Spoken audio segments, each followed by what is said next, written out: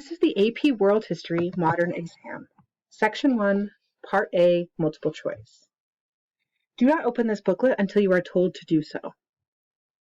Instructions. Section 1, Part A of this exam contains 55 multiple choice questions. Indicate all of your answers to the multiple choice questions on the multiple choice answer sheet. No credit will be given for anything written in this exam booklet, but you may use this booklet for notes or for scratch work. Use your time effectively, working as quickly as you can without losing accuracy. Do not spend too much time on any one question. Go on to other questions and come back to the ones that you have not answered if you have time. It is not expected that everyone will know the answers to all of the multiple choice questions. Your total score on the multiple choice section is based only on the number of questions answered correctly. Points are not deducted for incorrect answers or unanswered questions. When you get to Section 1, Part B, Short Answer, the instructions are as follows. For Section 1, Part B of this exam, answer questions 1 and questions 2, and either question 3 or question 4. Write your responses in the corresponding boxes in the short answer response sheets. You must write your response to each question on the lined page designated for that response. Each response is expected to fit within its designated page. Fill in the circle of the Section 1, Part B Short Answer Response page, indicating whether you are answering questions 3 or question 4. Turn the page for more instructions.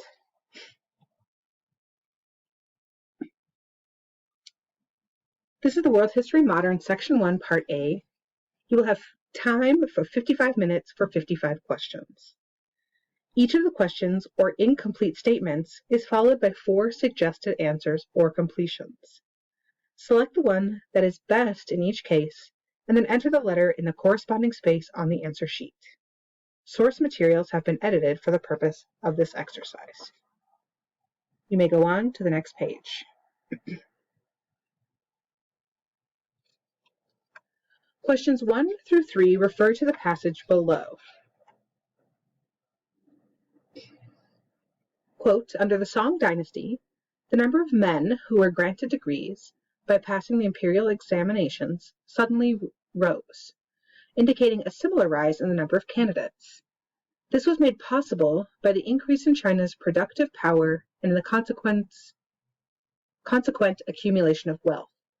A new class appeared in China under the Song, comparable to the middle class in early modern Europe. In China, this newly risen class concentrated hard on scholarship. In principle, the examination system was open to all qualified applicants, regardless of social background, which made it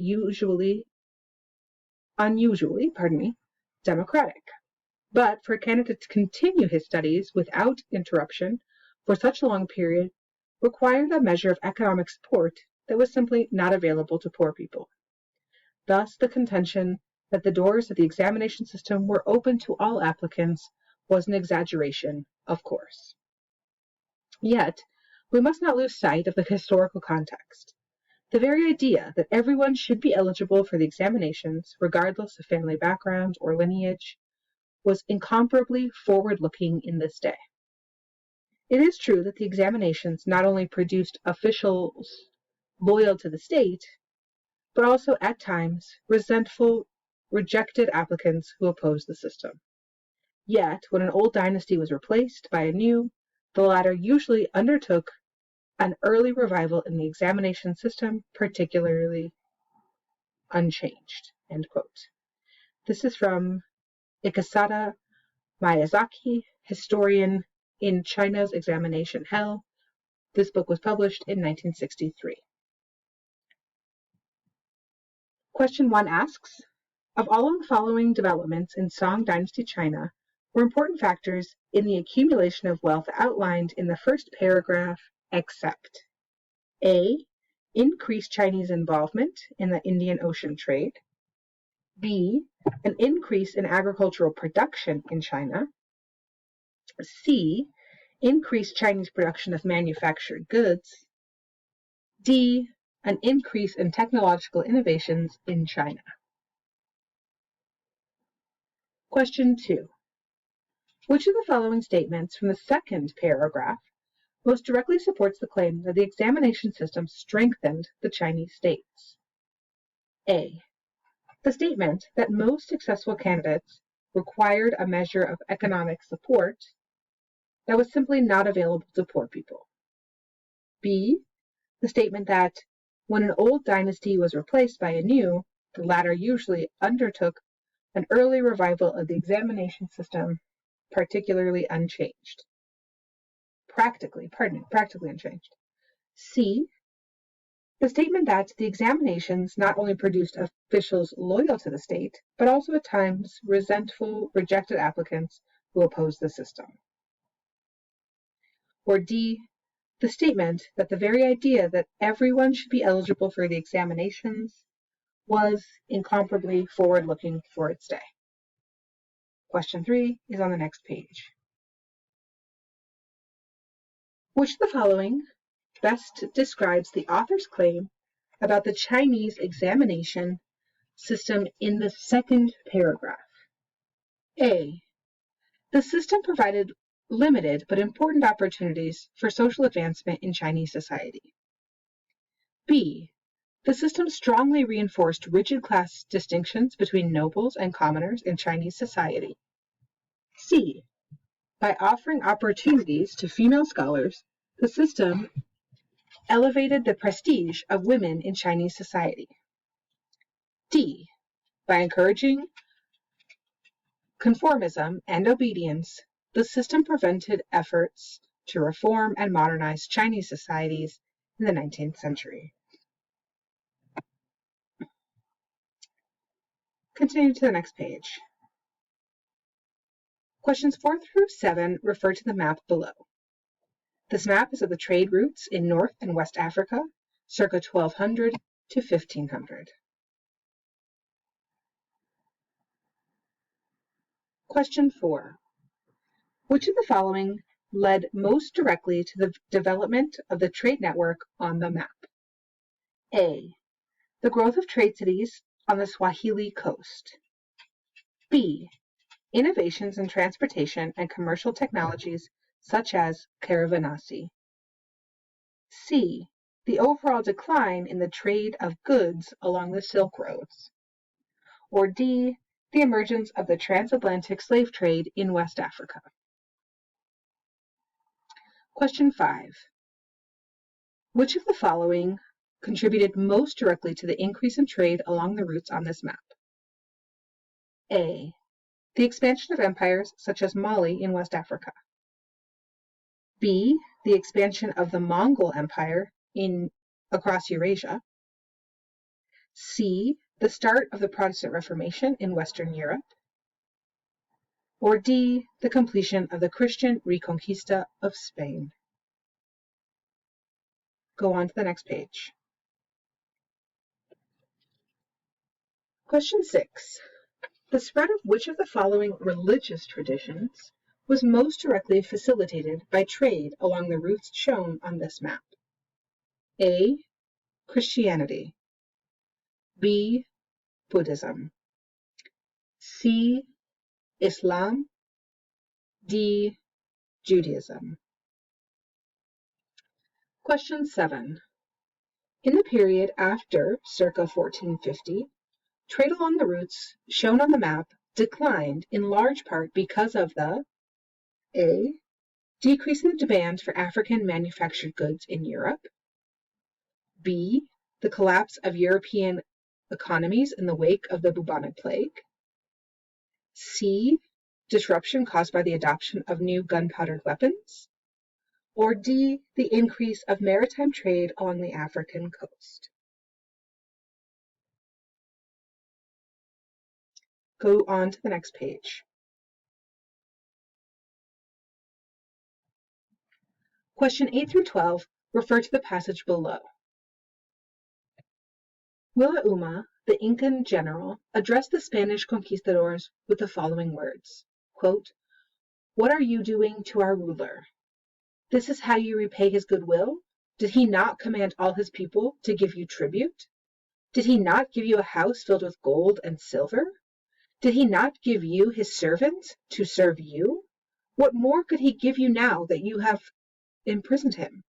All the people of this land are so distressed by your actions, because they have lost all they possess, and their distress leaves them no choice but to hang themselves or risk everything by rebellion. Thus I believe it would be best for you to release him from this prison to lessen the grief of these people." End quote.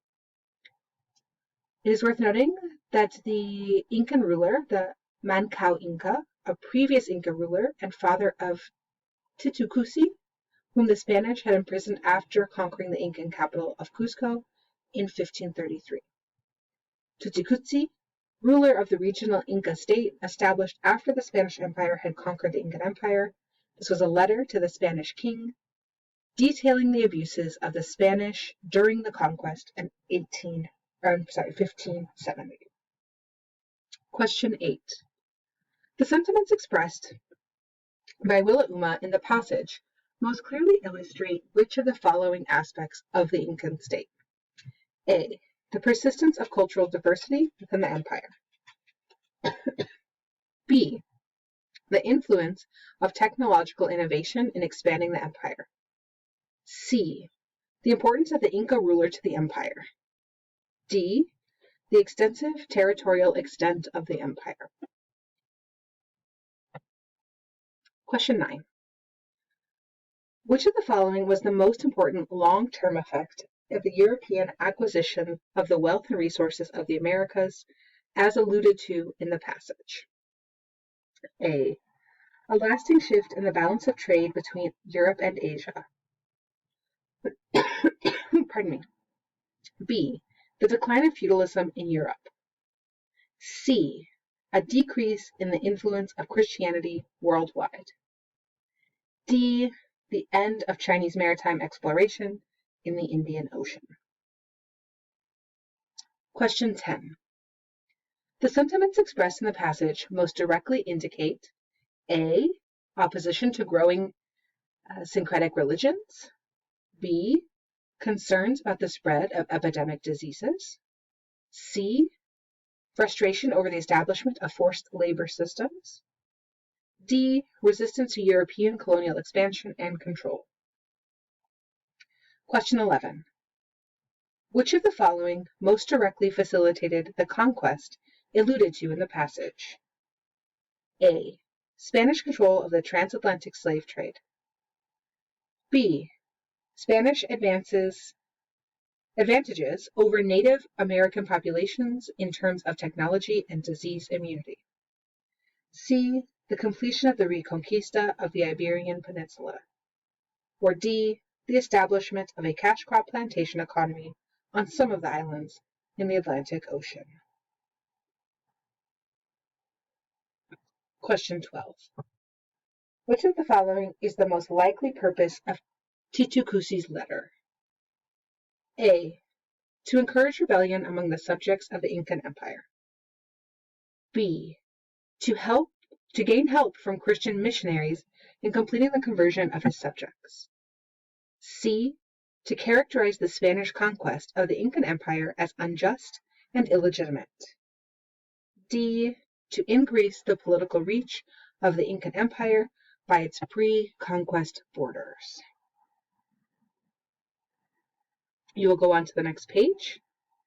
The following questions will be on the next video.